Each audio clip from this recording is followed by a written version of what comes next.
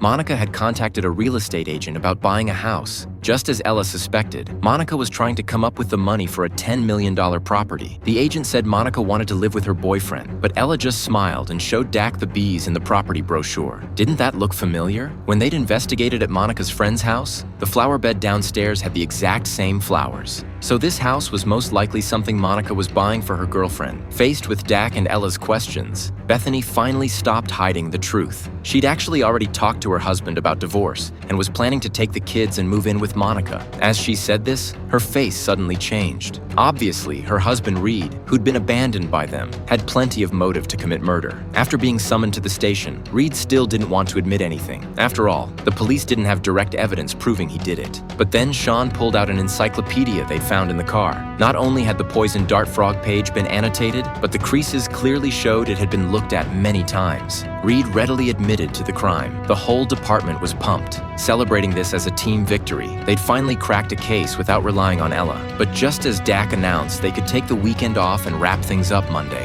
Ella stubbornly followed him to the elevator. The case still had plenty of unanswered questions. For instance, that photo they'd found at Monica's house. The boy doing karate looked like Bethany's son, but in the photo, he still had a yellow belt. Yet when he came to the station today, he'd already advanced to a purple belt. Bethany said she'd met Monica 2 years ago, but going from yellow to purple belt in 2 years meant the boy was either a prodigy or it wasn't the same person. However, Dak didn't want to engage at all. He had a date tomorrow. Ella had the rare weekend with her kids, but all she could think about was the case. Without realizing it, she ended up at the supermarket Sig had robbed. According to the case files, he'd actually worn flip-flops during the robbery. Would a robber really be that stupid?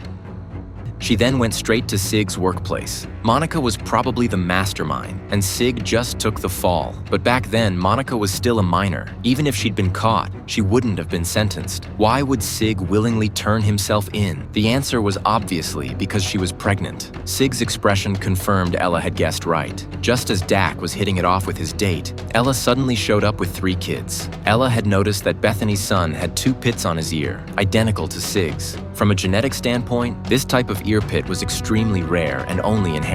So that Marvel-loving boy was actually Sig and Monica's child. After the underage Monica got pregnant, Sig willingly took the rap for robbery so she could have the baby. The child was then adopted by Bethany, and Monica, to get custody of her child back, went so far as to change her sexual orientation. She secretly approached Bethany, pretending to fall in love with her, when really she just wanted to get close to the person she truly loved. But as a fellow mother, even though she was just an adoptive mom, Bethany truly loved the child, especially after seeing her son become closer to Monica. Jealousy and anger drove her to do something stupid, and her husband Reed's love for his wife was also real. So when he saw that animal encyclopedia, he immediately realized his wife Bethany had planted it in his car, and he immediately confessed to the crime. The case finally came to a close. This was the first time Ella didn't feel happy about catching the real culprit. The adults had hurt each other because of love, and in the end, it was the child who suffered.